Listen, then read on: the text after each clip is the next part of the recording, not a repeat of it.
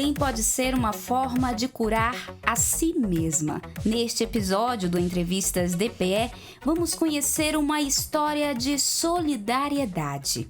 Eu converso agora com Mariana Barros, ela que é acadêmica de psicologia e antropologia e resolveu inovar ajudando o próximo.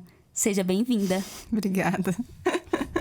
Gente, que história fantástica! A partir de agora, você que está nos escutando, nos acompanhando, eu convido a ficar com a gente porque essa história realmente merece todo o reconhecimento.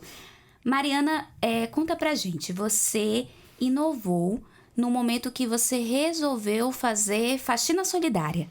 Isso. Como foi isso? Conta pra gente. Em fevereiro do ano passado, eu perdi meu irmão. Foi uma perda um tanto trágica, foi num acidente de trânsito. E foi um choque. Ele ainda é meu irmão mais novo. E éramos 4. Tenho mais 2 irmãs mais velhas. Então, eu faço terapia, faço acompanhamento. E eu digo que isso é muito importante na questão do trabalhar o luto. Mas eu ainda me ficava perguntando o que mais eu poderia fazer. Porque o amor que eu sinto por ele ainda está aqui.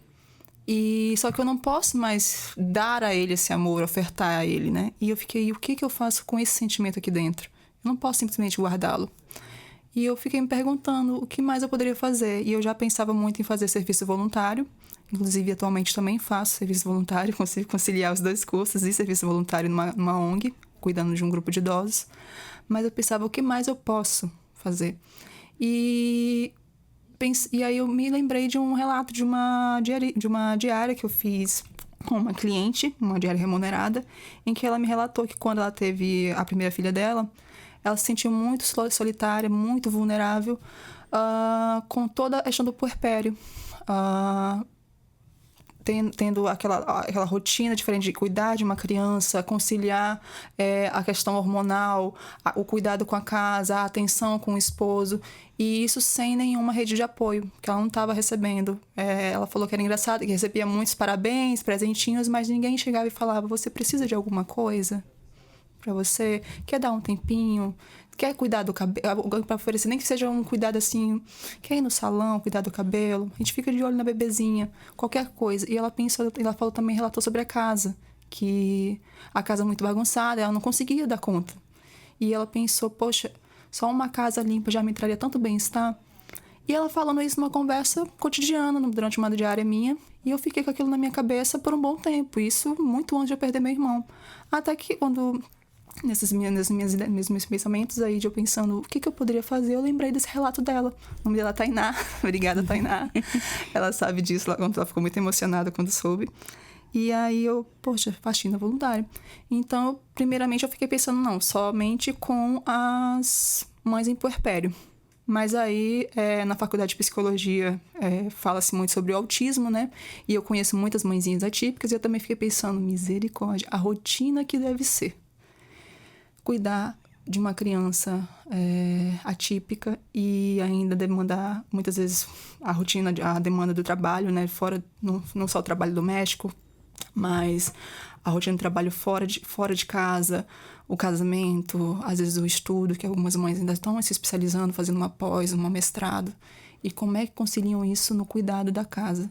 E aí, às vezes, eu pensei, poxa, o tempo que essa mulher vai gastar limpando uma casa, ela poderia estar trabalhando no autocuidado dela, indo no salão, fazendo alguma coisa para ela, ou tendo mais tempo para dividir com o filho. Então, mães atípicas também, acho que consigo atender. Mas aí eu acho, tem os idosos. Idosos também, a maioria deles, alguns são sozinhos, não tem nenhuma rede de apoio. Outros até têm parentes, mas não querem contato. Então, como é que eu posso então também? E aí, Canva. Vou criar um card aqui, fiquei pensando no textinho, coloquei.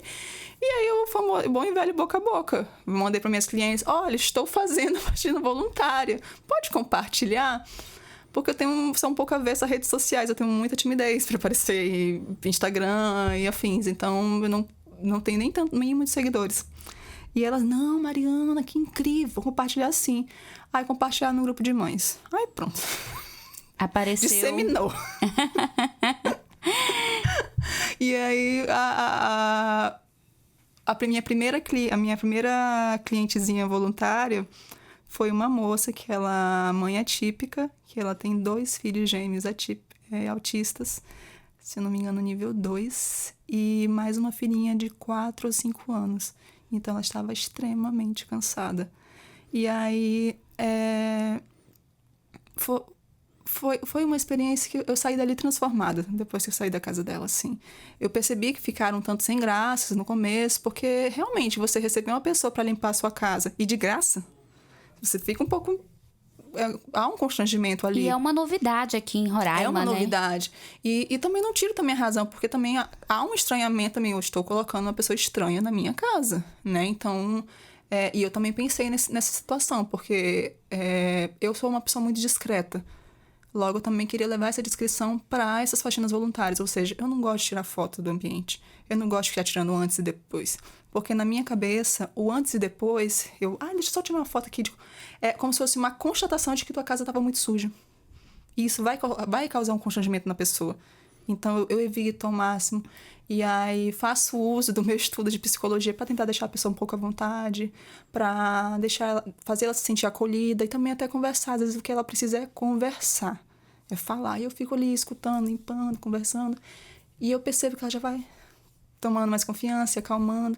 E o brilho nos olhos depois, que vê a casa assim, limpa, é inimaginável, assim, o que causa o sentimento.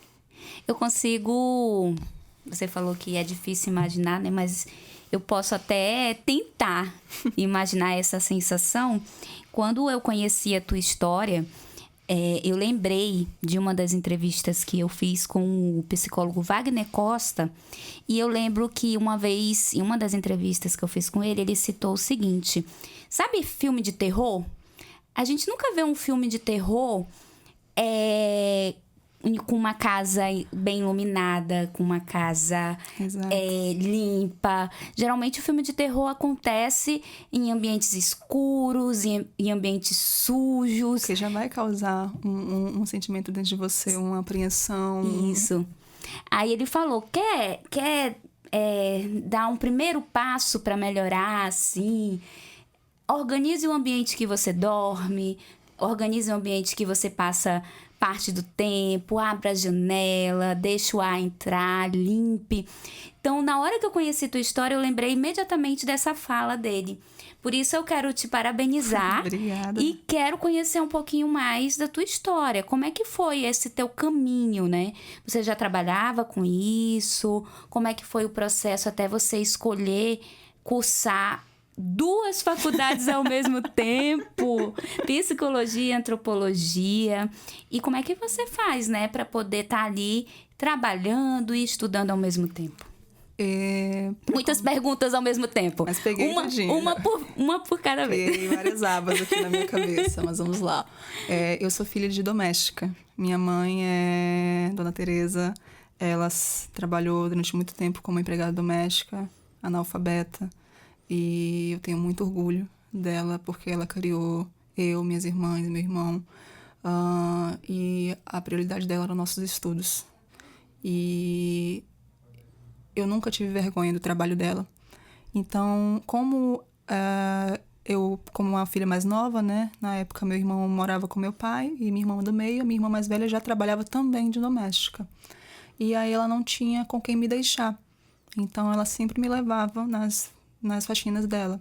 E eu lembro muitas vezes que, às vezes, quando alguma demitia ela saía do emprego, naquela época você fazia algum anúncio no jornal, né? Mas ela não tinha instrução, não sabia como, então era no boca a boca, batendo na porta das pessoas. E, oi, você precisa de alguma doméstica? Mas assim, eu tenho minha filha, ela vai comigo, mas ela não atrapalha em nada.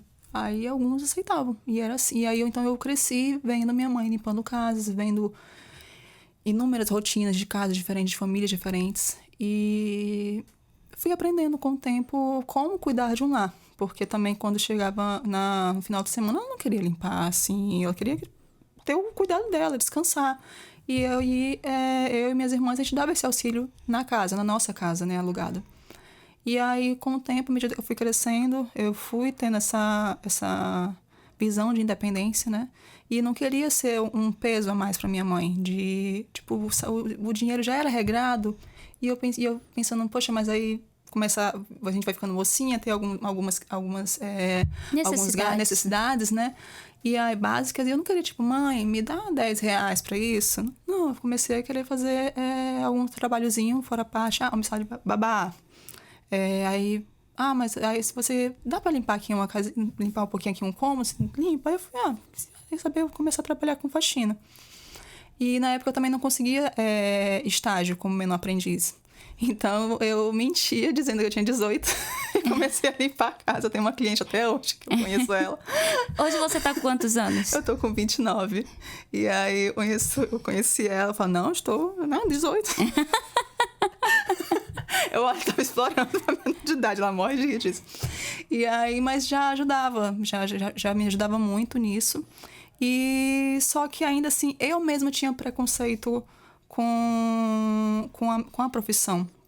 No caso, eu exercer, eu não tinha vergonha da minha mãe ser doméstica, mas eu tinha um preconceito de mim, de aceitar que, tipo, eu também poderia ser tão digna quanto qualquer outra pessoa exercendo essa função. Por que eu digo isso? Porque o preconceito também escutava muito de outras pessoas.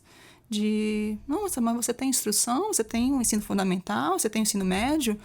E eu comecei a colocar isso na minha cabeça. Tipo, nossa, eu acho que eles estão me inferiorizando. Acho que realmente fazer faxina não é legal.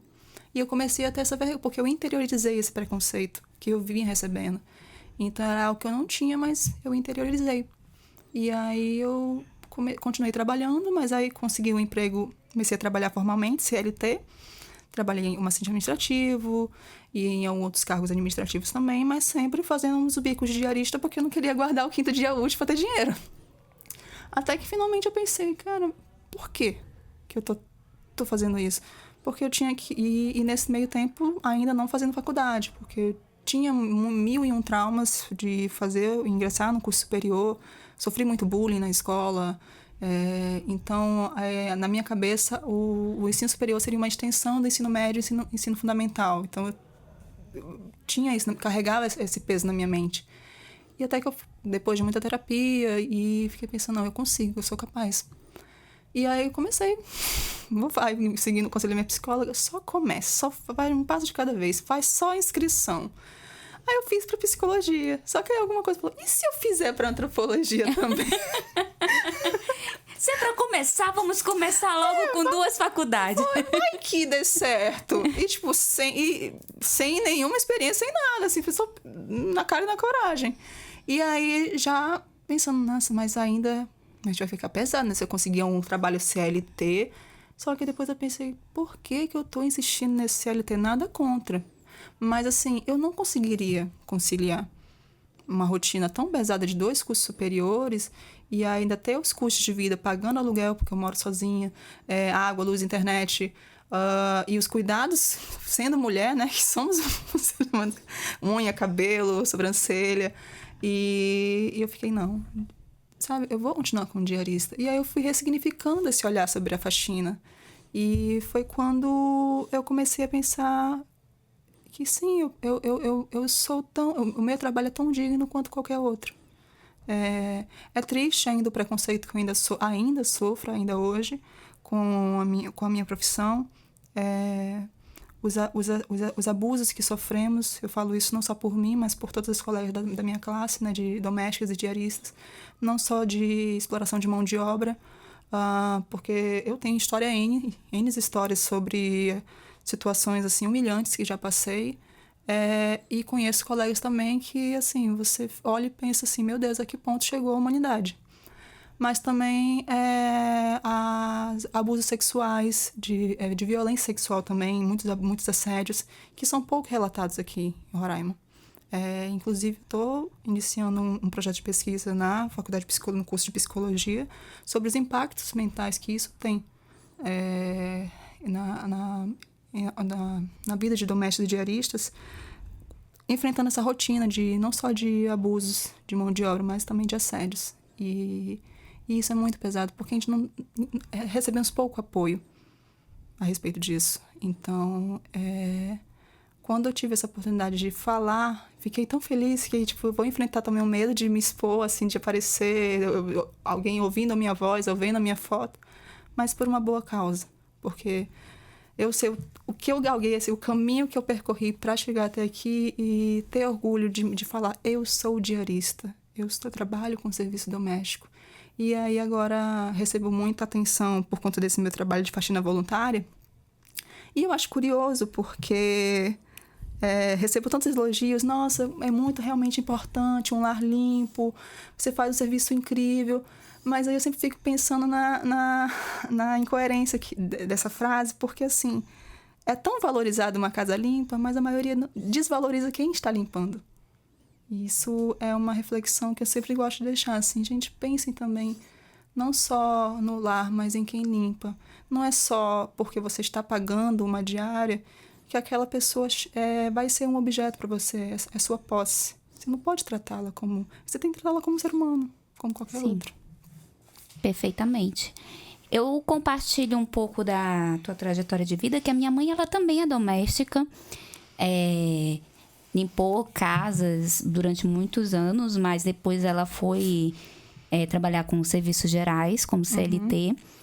Mas eu sempre digo para ela que ela tem um dom, porque ela limpa uma casa que quando a gente entra, a gente sente uma paz, é um cheiro. Eu falo, mãe, me ensina como é que a senhora faz que não fica um grãozinho de areia no chão. A gente pisa assim, eu passo o pano, eu limpo e eu esfrego e coisa. Mas o chão não fica do mesmo jeito quando é ela que limpa. Então, assim, muito da tua fala eu compartilho, porque foram muitos anos, né? Dela trabalhando de forma independente. Aí depois ela foi pro CLT, mas... sempre com os serviços gerais, sempre com a limpeza. Mas eu sempre falei pra ela que isso que ela tem, do jeito que ela faz, é um dom. Porque não tem, gente. Sim, é incrível. Modéstia à parte, também compartilho do Olha! dom. Eu tenho um cheirinho que eu deixo na casa. Eu venho com as minhas clientes. O que é que tu usa? Eu, olha, não falo. Não mas tu posso compra? Eu, falar. olha, sinto muito, mas é eu que faço. Dei uma de alquimista durante uns 2 aninhos aí pra testar uns cheirinhos ali aqui, outra colar, pra conseguir essa fórmula. E aí, não, mas deveria então revender. Não, deixa ela enquanto eu estiver usando. Então eu consigo... Mas é por conta do gosto. Depois que eu entendi, assim, da importância de um lar limpo, mas também levar... Pelo menos o meu pensamento eu limpo uma casa como se eu estivesse limpando a minha. Como se eu estivesse limpando a casa de Deus. E aí... eu fico pensando, o que mais eu posso agradar aquela pessoa? Porque, assim, com o tempo eu fui aprendendo que uma casa limpa, é muito legal. Mas a cliente brilha os olhos. Mas o cheiro bom é o que traz a sensação de limpeza. Então, eu já fui, nossa, um cheirinho. Só que depois eu fiquei, o que mais dá pra fazer? Aí, ia lá, YouTube. Como fazer florzinha no papel higiênico. Como fazer uma dobra de uma toalha diferente. Aí faz um rolinho que não se desfaz. Aí faz uma florzinha diferente. Já dá um agrado. Aí, o que mais eu recebo? Nossa, eu entrei aqui, florzinha. Quanto cuidado, Mari. Não sei o quê. E é tão bonitinho. E aí, fideliza, cliente. É desse jeito mesmo. E o próximo passo foi você justamente estudar psicologia e antropologia. Isso. E quando você chegou, você estava ali sentadinha lendo um livro que me chamou muita atenção. Fala pra gente que livro é esse e como é que tá sendo esse processo de estudo e de trazer essas tuas vivências agora de uma forma acadêmica e até como ciência.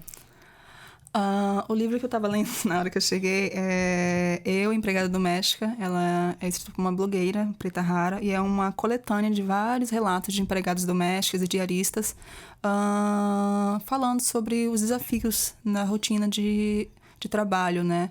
E aí foi um presente da minha professora, que está sendo minha orientadora no meu projeto, que, curiosamente...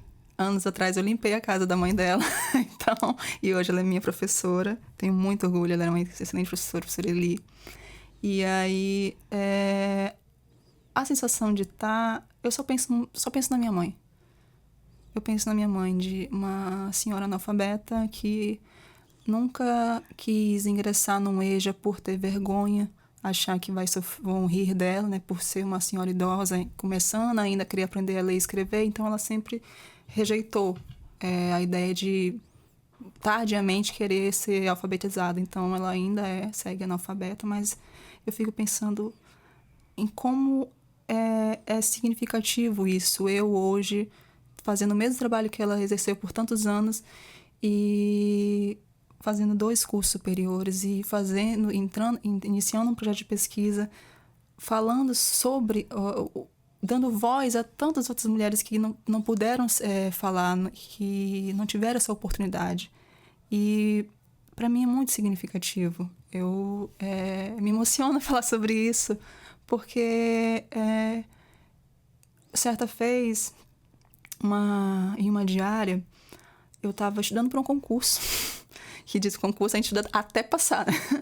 E eu comentei isso, um marido de uma cliente, Mari, você estava pensando em me deixar como fixa, né? Assinar um contratozinho para pelo menos 3 vezes na semana ou mais, e aí teria que assinar um contrato. E eu falei, eu não tenho interesse agora em fechar nenhum contrato, me fixar com ninguém, porque eu estou estudando para um concurso e eu tenho certeza que eu vou passar. Falei isso. E eu nunca esqueço da frase que ele me falou. Nossa, mas para esse concurso, gente como você, é difícil pra gente como você passar. Eu me senti muito humilhada naquela hora. E eu não tive reação de resposta. E hoje eu fico pensando... Quantas outras mulheres também já não escutaram isso? Você não é capaz. Você limpa a casa. A tua vida é isso aqui e acabou. E acabou. Então, quando eu começo um projeto de pesquisa que fala sobre todo o impacto que isso tem na gente, porque aquilo me impactou. Eu não consegui levar adiante a inscrição para um concurso.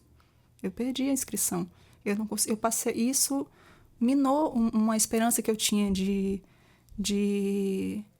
conseguir uma conquista que traria muito orgulho para minha família. Então, e eu fico pensando, imagina as outras... E isso fora outros tantos absurdos que eu já escutei.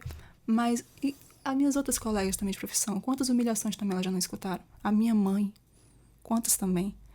E fora a questão dos assédios. Então, a base da minha pesquisa é sobre a violência sexual.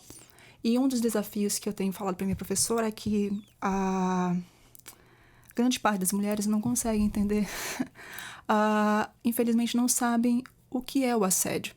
Elas acham que é apenas o mais grave, que é o físico, né?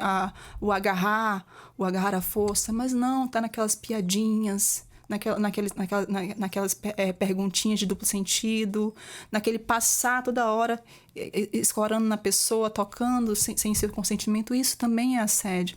Uma fala, né? E a maioria não reconhece isso. E aí o desafio para coletar esses dados também não só a falta de conhecimento sobre o tema, mas também a vergonha de admitir que você sofreu um assédio, o medo de você denunciar, e você às vezes está trabalhando com uma pessoa que tem um status social elevado, que tem contatos influentes, e aí a pessoa pensa, quem sou eu para denunciar? Não vai dar em nada. Ou então sofre ameaça. A gente vive num estado que está passando por essa questão migratória, então há uma série de explorações de mão de obra e explorações sexuais de domésticas que são imigrantes e que não têm voz também para falar a respeito. Tem muitas ainda que levam seus filhos ainda para as diárias, assim como me levaram. E essas crianças ficam também à mercê de algumas violências também. Então, assim, é um tema muito extenso, mas ainda pouco falado. No começo, quando eu procurei minha professora, ela me incentivou, primeiramente, a fazer um levantamento bibliográfico, né? E percebemos que há realmente uma carência de material literário sobre essa exploração sexual de domésticos e diaristas. Não vou dizer muitos, mas assim, há um número maior sobre a exploração de mão de obra. Inclusive situações que eu já passei, de negar comida, negar até água, não deixar comer na mesma mesa. Mas assim, essas questões voltadas ao abuso sexual há pouco material. Entendo. E como é... Gente, eu me emocionei agora com a fala dela. É impossível não se emocionar.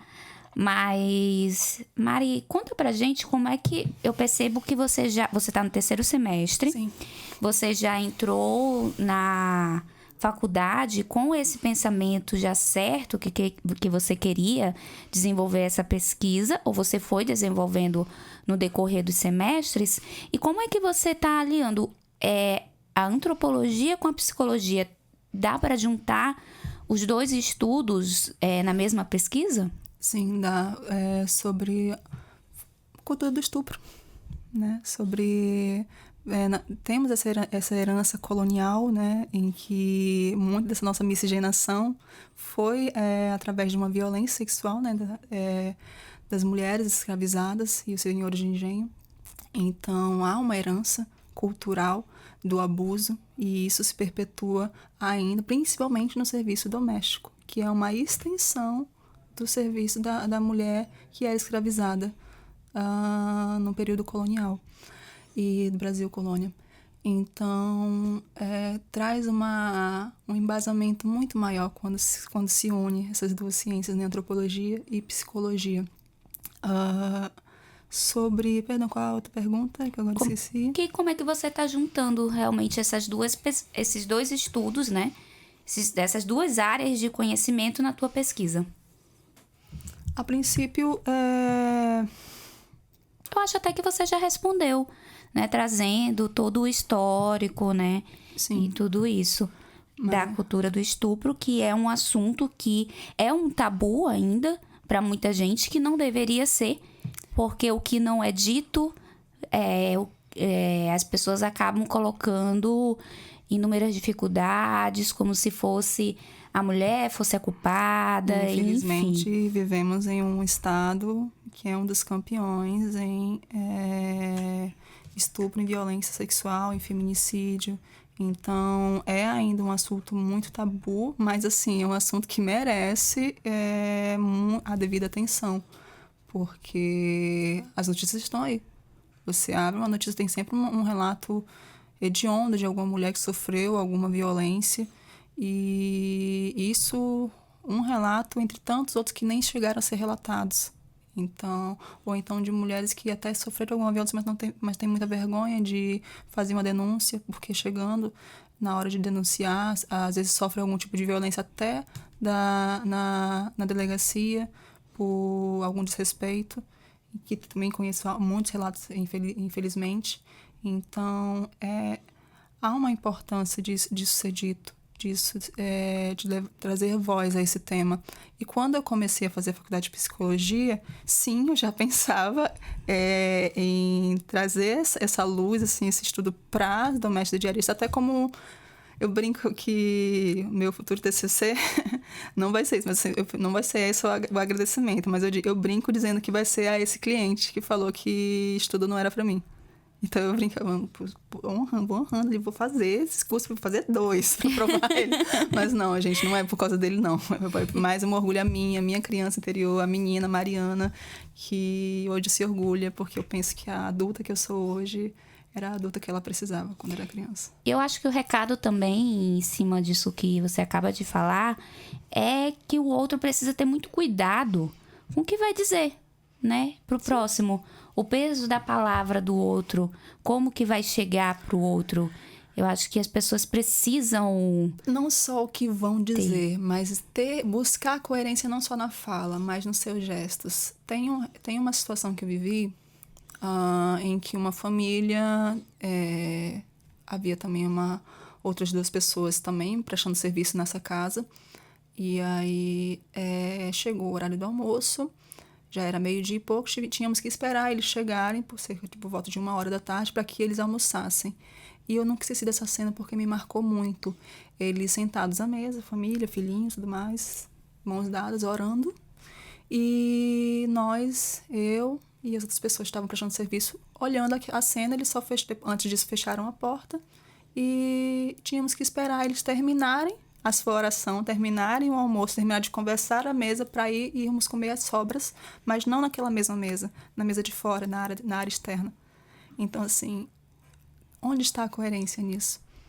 Onde está a coerência em você estar numa mesa orando, agradecendo o alimento, mas excluindo aqueles que estão cuidando do seu lar? Então, assim, é muito fácil você falar que é uma pessoa de bem, que é uma pessoa que cuida do outro, que enxerga o outro, valoriza o outro, mas as suas ações não condizem com isso.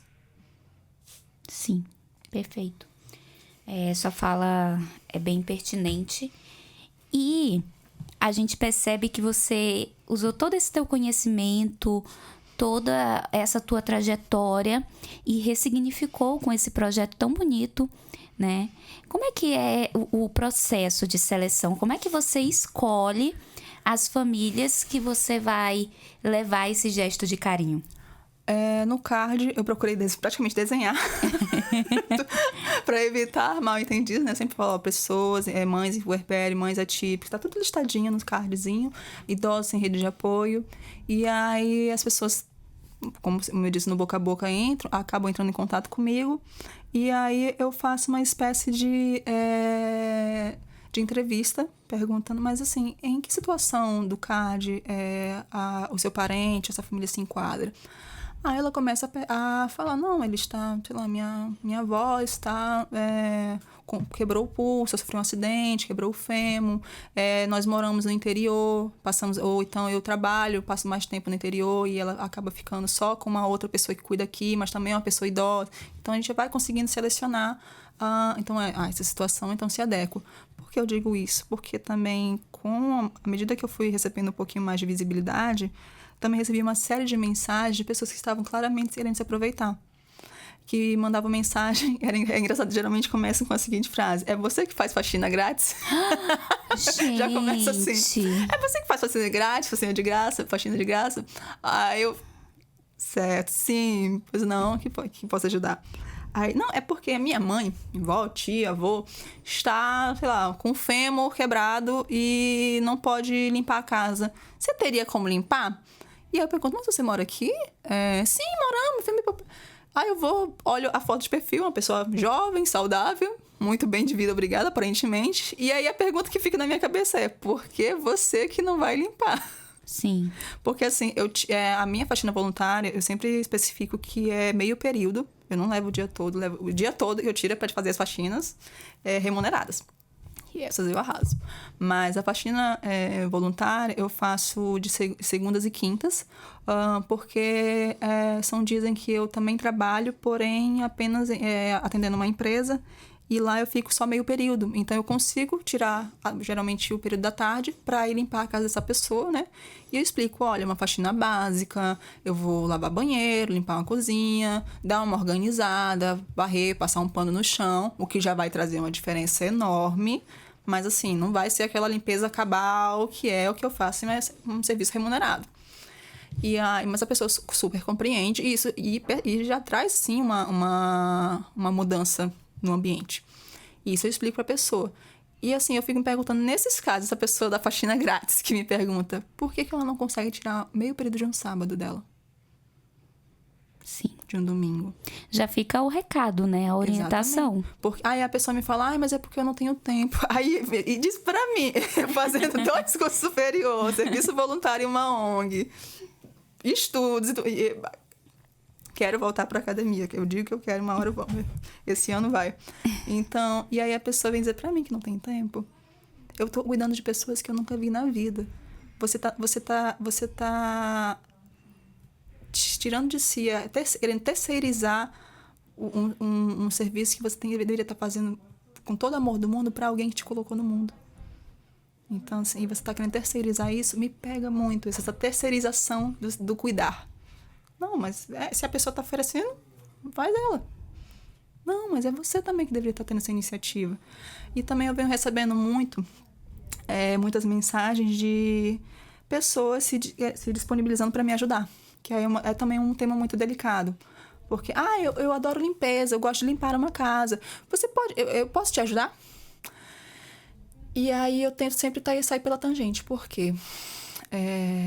Cuidar de uma casa, aparentemente parece ser muito fácil. É só pegar numa vassoura, sair limpando, ok, obrigada. Mas assim, você vai lidar com... Vou usar, por exemplo, o exemplo de idosos. Se você vai limpar a casa de um idoso, esse idoso muitas vezes deve estar passando por alguma situação, não só física, mas psicológica. E então, você tem que ter uma paciência absurda, uma compreensão absurda de que muito do que aquele idoso vai fazer ou vai falar não se deve levar para o lado pessoal. Você deve prezar muito pela discrição. Então, eu tenho muito medo de levar alguém comigo e essa pessoa tá tirando foto, fazendo Sim. stories. Eu morro de medo disso. Eu tenho muito medo de... Eu sei o serviço que eu ofereço. Eu tenho um dom igual sua mãe.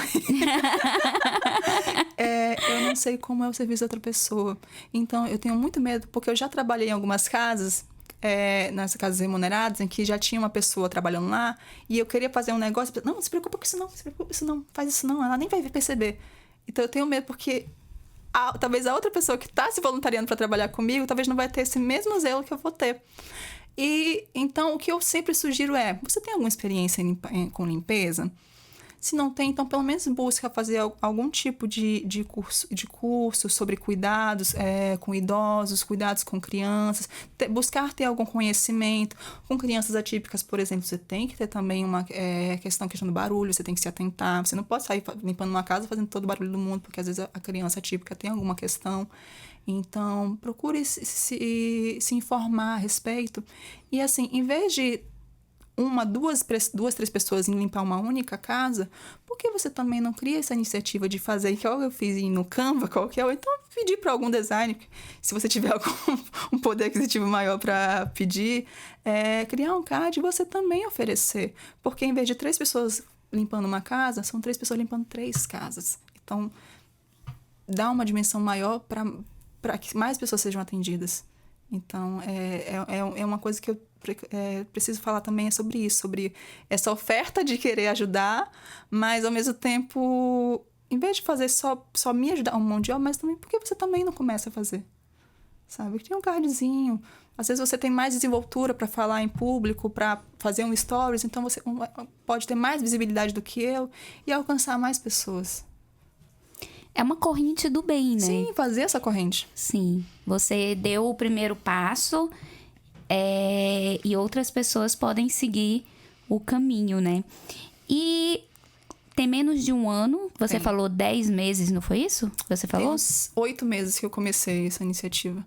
Nesse tempo, você já falou da primeira história que te marcou bastante. Teve alguma outra que a gente pode mencionar, claro, sem falar nomes, mas que você acha assim que, nossa, o meu trabalho tá valendo a pena, é isso que tá fazendo a diferença? Olha, tem 2 que me marcaram. A primeira é um tanto triste, mas ainda serve de incentivo para uma mudança, que seria, eu atendi uma senhora que estava passando por uma questão de saúde, que por isso não conseguia dar conta do cuidado da casa, e ela tinha um filho de 23 anos que morava com ela. E o que me atentou esse jovem, ele trabalhava só meio período, então o resto do dia ele ficava lá, mas ele não limpava a casa. Por quê? Porque para ele o cuidado do lar era uma coisa de mulher. Isso me pegou muito. Óbvio, inicialmente eu falei que nesses casos, quando tem eu sei que eu tenho algum parente jovem, saudável, que pode ajudar, geralmente eu não atendo. Eu falo, olha, não dá, né? Tem pessoas que precisam.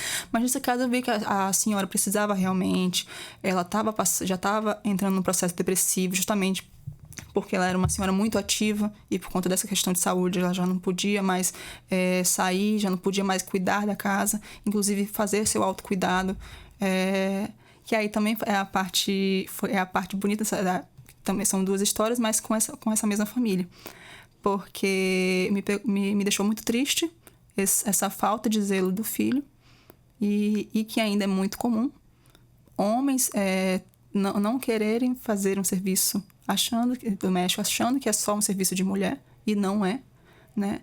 Inclusive, também muito visto também em casos de mães em puerpério, que aí não ajudam, acham que, só estou trabalhando normalmente, estou bancando as contas, mas e aí o cuidado da casa é de você que se vire, Você teve nossa filha, você tem tempo. Que tempo, gente? É uma criança pequena, demanda todo o cuidado do mundo.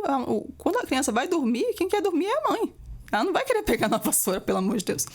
Então, essa foi uma parte triste da situação, porque ver o quanto que esse filho poderia ainda assim ajudar muito fazendo isso, cuidando um pouco daquela casa. E serviço básico, gente, lavar uma louça. Mas também a parte bonita que também está dentro dessa história, essa senhora, é que ela, conversando com ela, puxando conversa, né? Ela, não, porque eu sou muito vaidosa, minha filha, mas agora eu nem posso passar um batom.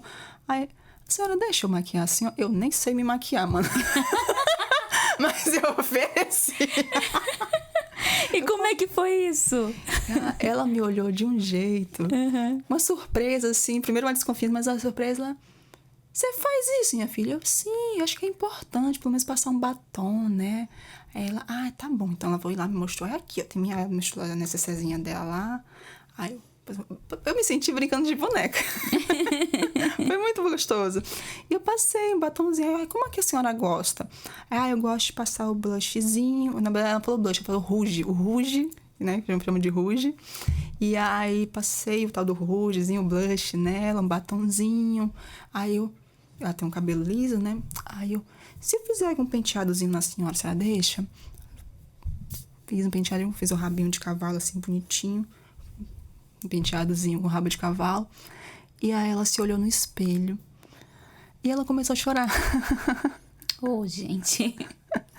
E aí ela contou, né, que infelizmente a gravidez com esse filho foi uma gravidez de risco, e ela só conseguiu ter ele, ela não conseguiu ter mais filhos, e ela sempre quis ter uma menina. E ela se emocionou pensando se ela tivesse uma filha. Ela deveria... O cuidado, como se eu fosse a filha que ela nunca teve. E aí eu fiquei pensando, poxa, mas aquele filho também poderia estar fazendo isso pela mãe, passando esse batonzinho nela. Não é só uma coisa só feminina.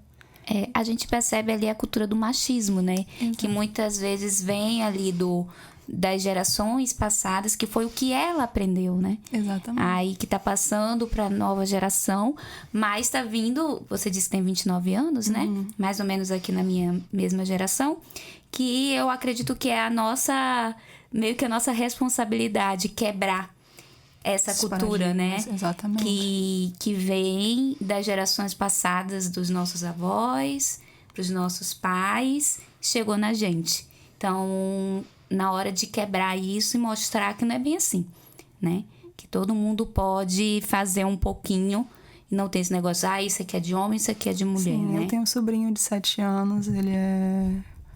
Na verdade, eu tenho 3 sobrinhos, 2 deles são filhos do meu irmão, no qual a gente não tem muito contato, mas esse de 7 mora com a minha mãe e minha irmã.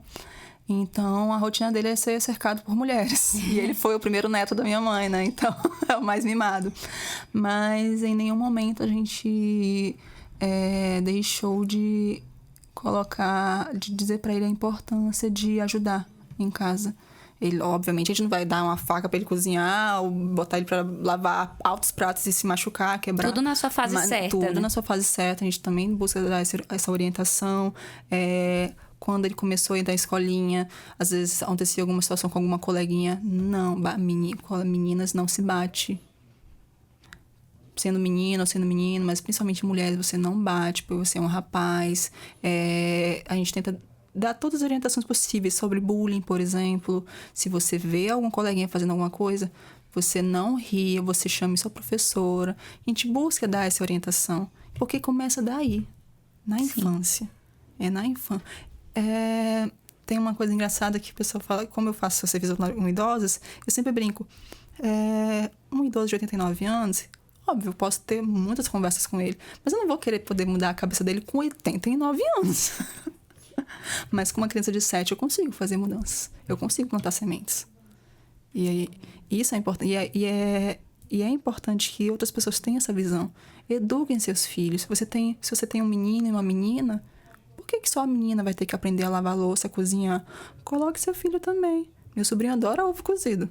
Minha irmã cozinha o ovo, deixa esfriar. Ele vai descascar o ovinho dele. A gente já vai ensinando ele a comer sozinho, a cuidar da mãezinha, da vovó.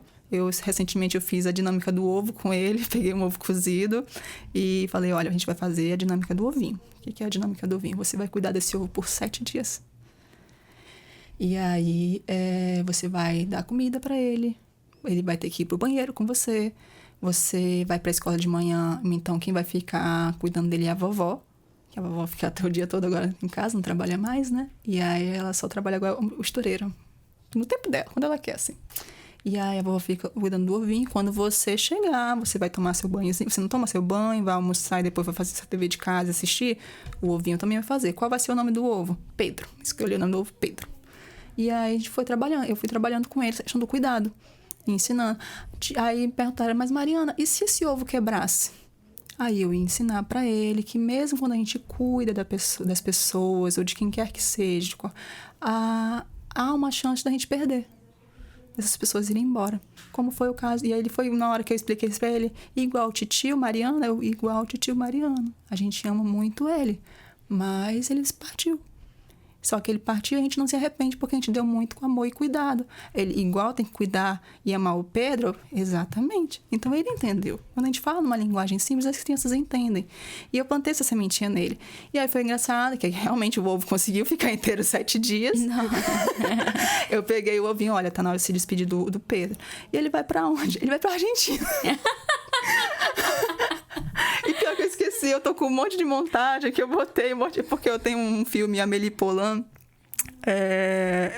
que ela tem a parte lá de um duende que ela dá pra uma amiga dela, e essa amiga é aeromoça, e ele fica aparecendo em vários países, e eu lembrei disso, eu vou usar com o Pedro. Então eu tô com várias montagens aqui no meu celular pra mostrar pra ele, olha, o Pedro tá na Argentina. Aí na outra semana, olha, o Pedro foi pra França, ele tá lá, francês, pra mostrar. Só que eu esqueci, agora eu lembrei, eu tenho que mandar pra ele. E aí foi bonitinho, porque quando foi no final do final da dinâmica, aí ele apareceu, aí ele, titia... lembrei, eu falei assim pra ele, tu entendeu agora sobre cuidado? Ele entende sim. Então, o que tem que fazer com a mamãe se ela for velhinha? Aí ele não é de falar muito, então ele fez só o gestozinho de alguma coisa na boca. Aí eu, que isso? Tem que dar comida pra mamãe na boca quando ela ficar velhinha, né? Aí eu, exatamente. Cuidado, né? Cuidar. Então, igual a vovó, quando a vovó não puder mais, você vai cuidar da sua vovó. Perfeito. Olha só, gente, quantos ensinamentos, né? Agora você falou da primeira história, você disse que tinham 2 histórias que lhe marcaram. Qual é a segunda? A segunda foi que eu fui limpar a casa de uma cliente que a filha dela tinha me humilhado. E aí eu fiquei assim, nossa, como o mundo dá voltas. Que eu fiz faxina pra filha dela, e a filha dela me trancou na casa. Ela saiu, me deixou trancada na casa, e aí o Rottweiler tava solto. E aí eu não podia ir pra fora, assim, pra quintal, nem nada, só podia ficar dentro da casa. E aí ela só falou assim, Mariana, eu vou buscar meus filhos, estudo numa escola particular daqui de Boa Vista, e aí a gente vai almoçar fora, mas tem biscoito creme crack no armário, tá? Pra eu almoçar. Eles iam comer fora, sabe? Se Deus em que restaurante, mas eu ia ficar com creme crack. E aí, eu... Muito nova na época, né? Eu tinha uns 19, 20 anos. E aí eu precisava de dinheiro, então... E quando eu fui sair, eu me dei conta... Foi Deus que não fez aquele cachorro me ver, que eu vi ele primeiro antes de mim, então eu só tranquei a porta na hora. Ela tinha deixado o cachorro solto pra não ter nem risco de eu sair. Eu não sei se ela achava que eu ia roubar ela ou fazer... Eu não entendi por que razão ela deixou aquele Rottweiler solto. Mas foi muito humilhante. Eu comi e almoçar creme crack, porque bateu a fome. E assim, o creme crack não sustentou o resto do dia. No final do diário eu tava me tremendo de fome. E aquilo foi muito humilhante. Só que... E aí, esse ano, a prima dela entrou em contato comigo, falando que a mãe dela estava passando por uma situação delicada, tinha se acidentado, e aí não podia cuidar da casa, e que essa filha tinha abandonado ela. E aí eu fui cuidar do lado dessa senhora, entendi um pouco do porquê que a filha era assim, porque a senhora também era um tanto... tinha, sei lá, seus preconceitos. ela fazia uns comentários, assim, bem homofóbicos, bem racistas, mas, assim, é o que eu falei, né? Você escutar e Não levar pro pessoal. não levar pro pessoal e entender, assim, tudo bem, é errado, mas, assim, já é uma senhora de seus 80 e poucos anos. Então, no final, eu limpei a casa e ela começou a falar do quanto sofria com o abandono da filha. E do quanto que ela achava que a culpa também era dela. Porque foi ela que criou. E ela falou da história dela, e realmente aí foi quando eu tive um outro olhar sobre ela, sobre o porquê que ela tinha aquela visão racista, do porquê ela tinha visão homofóbica, porque os pais dela também a criaram de uma maneira hedionda, assim. Então só perpetuou. Só que isso veio para ela de uma maneira muito triste, porque veio com abandono.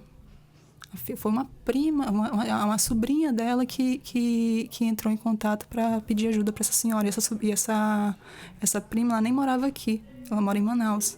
Só que ela ficou sabendo por algum amigo, não sei de quem, e aí, por sorte, soube do meu contato e aí pediu ajuda. E isso me emocionou muito, porque ela me agradeceu e ela começou a chorar. E foi muito tocante para mim, isso.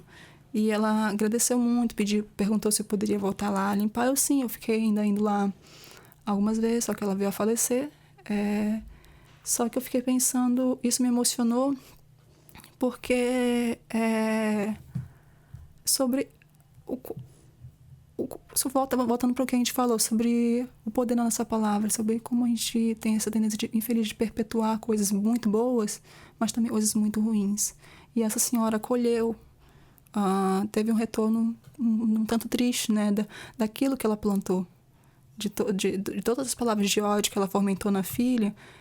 E eu fico me perguntando o que essa filhinha deve estar fazendo com outras domésticas também, que deve estar por aí. E que ela tem 2 filhos, uma menina e um menino, se ela também não está passando isso para essas crianças. Enfim, essa perpetuação. E isso me emocionou. E aí, hoje, ainda pensando nessa senhora, eu me emociono, porque ela faleceu e ela tinha posses. Mas nenhuma posse fez a filha ficar com ela. Sim. Quem sabe essas histórias não viram um livro depois, né? Eu acho muito válido. Já pensei, inclusive. Só que aí é que fica, porque o que eu mais escuto é sério que isso aconteceu? É porque é tão absurdo que a pessoa não é possível. Mano, pois eu mesma fico chocada com as situações. Acontece, gente, acontece sim. E eu achei muito interessante o teu exemplo de ajudar o próximo, que a gente vê que, além desse teu trabalho, né, de fazer a limpeza das casas de forma voluntária, você também faz parte é voluntária em uma ONG. Isso. Fala um pouquinho disso pra gente, como é que é? E eu gostaria que você falasse o quanto você se sente ajudando o próximo. Quem sabe assim a gente incentiva outras pessoas também a buscarem formas de ajudar e contribuir. Eu já buscava há muito tempo algumas ONGs, a PAI Brasil, sempre todas que eu tentei entrar em contato com a maioria, só que infelizmente algumas dessas ONGs, desses lugares, sim, precisamos, e eu sumia. Aí, por sorte, essa foi a Casa de Timóteo. Eu literalmente fiquei fazendo um apanhado de ONGs, Instagram, Google, pesquisando aqui de Boa Vista e entrando em contato com cada uma delas, porque eu quero ajudar. Eu firme e forte no meu propósito ali. Eu quero ajudar. Eu quero ajudar. Quero fazer alguma coisa. E aí, eles foram os primeiros a me responder. A Casa de Timóteo, lá Fabiano de Cristo, mas aí a sede que tem aqui é a Casa de Timóteo, ali na Nova Cidade. E aí eles fazem um trabalho multidisciplinar muito bonito. Eles atendem desde crianças, adolescentes, grupos de mulheres e idosos. E aí, quando eu entrei em contato com eles, eu falei do meu interesse em trabalhar primeiramente com idosos. Quando eu me formar, eu quero muito ir para a área da sexualidade, né? Principalmente, né, na questão da prevenção e da educação sexual e prevenção ao abuso sexual de crianças. Mas por hora, ainda na vertente só das domésticas. Mas aí eu pensei, eu quero começar a trabalhar com os idosos e fazer todo esse ciclo.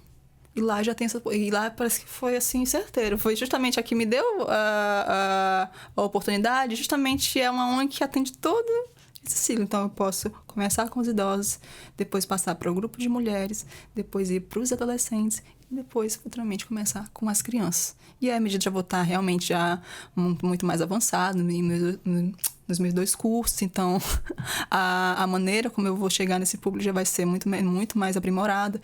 Então, e sobre inclusive a Casa de Timóteo foi eleita uma das 100 melhores ONGs do Brasil, ano passado, em 2024. Então, é excelente o serviço que eles oferecem. Os idosos lá são muito bem tratados e é muito bonito acompanhá-los. Eu já tinha feito, inclusive, num projeto de extensão da faculdade que eu faço, de psicologia, um projeto de extensão com eles, com os idosos, e aí era para fazermos algum tipo de atividade, né, com eles. E aí eu lembro que meu grupo lá, pensando o que poderia fazer, os outros grupos lá falando alguma atividadezinha lúdica e tal, e eu fiquei, não quero fazer isso, sabe que E eu vou chegar lá com meus 29 anos, com idosos 60, 70, 80, 90, e ensinar para eles alguma coisa? Eles é quem vão ensinar alguma coisa para mim, porque eles têm muita sabedoria. Já entra a antropologia também, porque aí existe em muitas culturas, a pessoa mais velha é a quem algumas culturas têm mais, as pessoas têm mais respeito, a comunidade respeitam mais, são fontes não só de sabedoria. E aí eu cheguei para dizer, olha, Ana Mariana, meus colegas aqui, e tínhamos a intenção de fazer esse projeto, uma atividade lúdica com você, mas eu mudei de ideia. Vocês aqui vão me ensinar algo. Vocês aqui vão me ensinar vão me dar conselhos. Porque aí eu comecei a relatar, porque eu trabalhei muito em casa dos outros, e o que eu mais vejo são idosos que são deixados muito de lado por seus parentes. Porque mamãe, vovó, tio, tá gagá, não sabe de nada. A pessoa tá muito bem das faculdades mentais, mas ainda assim a pessoa parece que chegou em certa idade, a pessoa, o filho ou a filha deixa de dar atenção para aquele idoso, não deixa mais sair, não deixa mais falar, não leva mais para passear, então fica ali preso dentro de casa. Ele começa a entrar num estado de depressão profunda, porque a pessoa se torna uma inválida sem ser. Então foi muito mágico ver eles falando assim, nossa, alguém quer falar com a gente, alguém quer nos ouvir. E pronto, foi um sucesso. Começaram a falar, dar conselhos. Qual é o conselho que mais te marcou? Eu quero saber. Lembra de algum assim? O que mais me pegou foi a questão do estudo. Eles falando, não largue os estudos. Porque tinha muitos ali que não tiveram oportunidade de ter instrução. Então, e isso, inclusive, foi um cuidado que nós tivemos. Aí, em vez de pedir para darem algum bilhetinho, não, vamos ensinar a falar. E quem puder, né, quem quiser, também não íamos forçar. E aí, muitos deles falaram sobre a questão do estudo. Minha filha, não abandone o estudo. Eu não pude estudar. Meu pai me proibia de estudar, porque só deixava os meus irmãos estudarem. Mulher não podia, porque senão ia aprender a ler, a escrever cartinha para namorado. Então, e aí isso me pegou bastante, esses conselhos sobre educação, porque a educação muda, e aí move montanhas. E ouvir isso deles, assim, inclusive teve uma hora que eu falei, uma dessas senhoras chegou para mim e falou, olha, minha filha, porque eu não tenho instrução, mas eu trabalho com remédios naturais. Pois a senhora é muito inteligente. Porque assim, e aí eu falei sobre a questão de inteligência não vem só de um diploma. Você erguer um pedreiro, você erguer uma casa do zero, isso exige inteligência. Os saberes sobre ervas, sobre cuidados medicinais, também é um tipo de inteligência. Então eu falei para eles sobre que eles não deveriam se sentir inferiorizados só porque não tinham um diploma, né? O cuidar de uma casa, ser dona de casa, também tem que ter uma inteligência, porque você conseguir administrar um lar, as contas, filhos, material escolar, educação, saúde, isso também exige uma inteligência. E aquilo para eles foi... Achei que para eles foi novidades. parece que ainda não tinham falado isso para eles ainda, né? Feito eles enxergarem isso. Então, foi uma troca. Eles me ensinaram muito, mas eu acabei também ensinando muito a eles. E sobre o incentivo a outras pessoas a fazerem esse tipo de voluntariado, é que a cura sempre vem no outro. O você cuidar, trabalha alguma coisa dentro de si também. Nisso eu trabalhei muito meu luto. Hoje eu consigo falar sobre a perda do meu irmão, que foi uma perda trágica. Meu irmão era luz. Eu tive o melhor irmão do mundo. E foi uma perda, assim, extremamente significativa para nós, para minha mãe. Minha mãe ainda tá sofrendo com isso, porque é muito recente, fez 1 ano ainda. Minhas irmãs, eu partilhava praticamente o mesmo nome que ele, é Mariana e Mariana. Então, muito dessa minha facilidade em falar sobre a perda do meu irmão veio desse voluntariado de cuidar, porque no cuidado eu acabo valorizando a minha vida, a vida do outro. E eu fico pensando, nossa, a vida é um estalo. Então, assim, meu irmão estava muito saudável, forte, feliz, estava vivendo o início de um relacionamento, vivendo muito bem, uma ótima fase, e simplesmente um acidente levou. E aí eu fico pensando, eu preciso aproveitar cada segundo da minha vida. E eu não vou gastar o meu tempo com picuinhas, com besteiras, com coisas com problemas desnecessários. Enquanto eu puder aproveitar essa minha existência fazendo bem não só a mim, porque eu valorizo muito a questão do autocuidado, sempre cuidem-se, tirem o tempo para si, para comer alguma coisa boa, sair com seus amigos, ou sozinho também, eu saio muito sozinha. Façam coisas boas. Se vocês têm familiares, estejam com seus familiares. Muito do que me ajudou também a superar o meu luto foi o fato de que ele partiu sem nenhuma contenda, não tínhamos contendas. Os eu te amo, os abraços foram dados. Então, é uma coisa, abrace esses parentes, falem eu te amo. Meu irmão era o mais carinhoso de todos. Nós, mulheres na família, não somos tão carinhosas assim de dar muito abraço, mas ele, aonde chegava, ele dava esse abraço. Então, quando estiverem cuidando do outro, vocês estão cuidando de si. Vocês estão entendendo a dimensão que é o bem que você faz. É bíblico, né? Amar ao outro como a si mesmo. Então, por isso que também você precisa se amar muito para que esse amor você consiga ofertar. E nessa busca de querer ofertar esse serviço voluntário, não só com os idosos, mas no cuidado da casa dos outros, eu entrar na intimidade. Não tem lugar mais íntimo do que a sua casa. É onde você tira a sua máscara. Você tem a sua persona no trabalho, na faculdade, no social, em geral. Mas na sua casa, você é você. E é lá onde eu vou te conhecer, porque eu vou estar limpando. E aí, ali é onde você vai se mostrar mais vulnerável para mim. Inclusive, como naquela senhora, eu maquiando ela feliz, ou como na outra que chorou por conta da filha, dos arrependimentos que ela teve. Então, busquem sempre,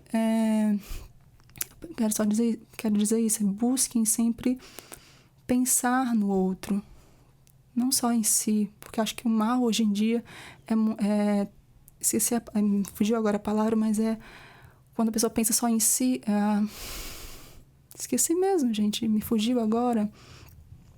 São pessoas que pensam só no eu. Mas é o próximo. É o narcisismo? Não seria narcisismo.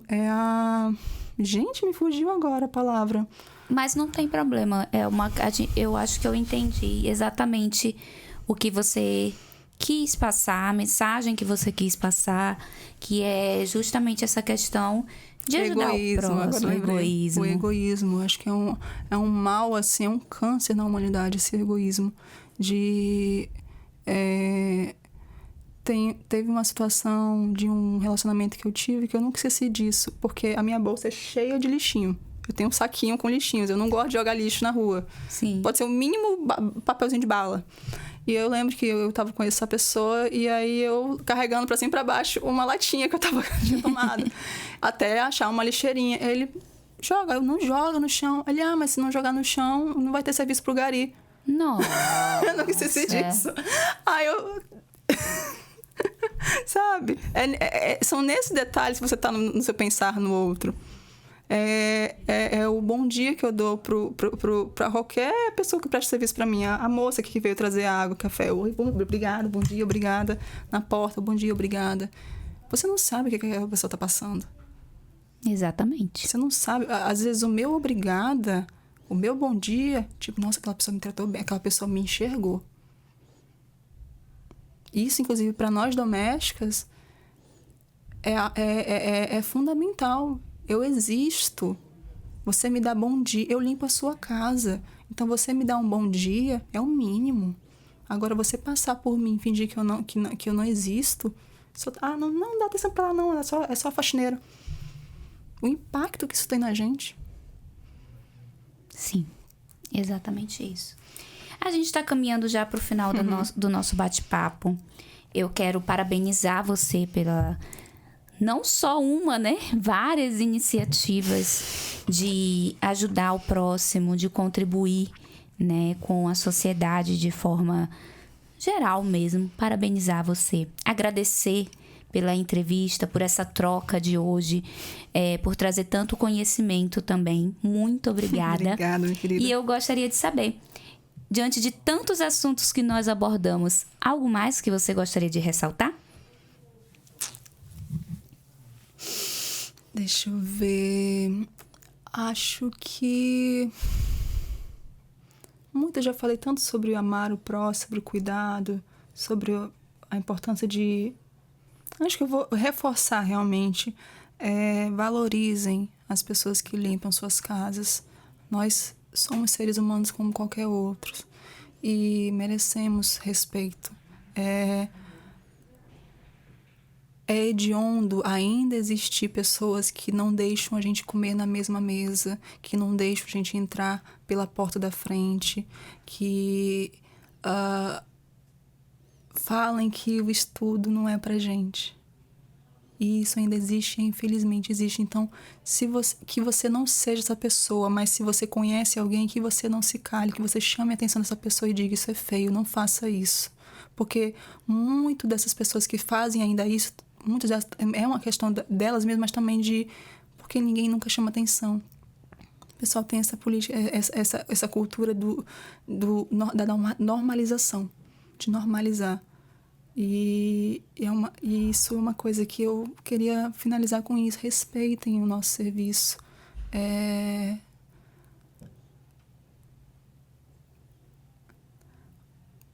Ouvir que você não é capaz, ouvir que a pessoa duvidar da minha instrução.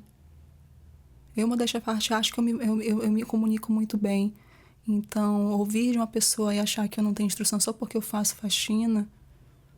Ouvir que o olhar de julgamento por eu fazer faxina, uma manicure, uma pessoa que faz sobrancelha é autônoma tanto quanto eu. Mas socialmente ela é muito mais respeitada. Socialmente a pessoa não vai duvidar da instrução dessa manicure, dessa design de sobrancelha, mas vão duvidar da minha. Vez ou outra eu escuto algum relato, tipo, mas você é tão bonita para ser diarista? Nossa, mas você escreve tão bem para uma diarista. Que visão é essa que as pessoas estão tendo de domésticos, do serviço doméstico? Então, ressignifiquem esse olhar, façam um exercício de consciência e busquem melhorar. Gostaria de agradecer mais uma vez pela entrevista, parabenizar pelo seu trabalho. O seu trabalho é lindo, que sua iniciativa possa... incentivar outras pessoas. A semente está aí. Eu tenho certeza que muitos frutos serão colhidos daqui para frente. Parabéns mais uma vez. Obrigada. E é isso, gente. Finalizamos agora mais uma edição do Entrevistas DPE. Hoje nós conhecemos a história da Mariana Barros. Ela que é acadêmica de psicologia e antropologia e está desenvolvendo um projeto muito bonito da faxina voluntária. A gente pôde conhecer um pouquinho da trajetória dela, dos desafios em cursar 2 faculdades e trabalhar ao mesmo tempo, e também dos projetos futuros. Se você gosta de acompanhar assuntos de interesse público, basta nos acompanhar pelo Deezer, Spotify ou YouTube. Seja sempre bem-vinda, seja sempre bem-vindo. Eu sou Lana Francis e até a próxima!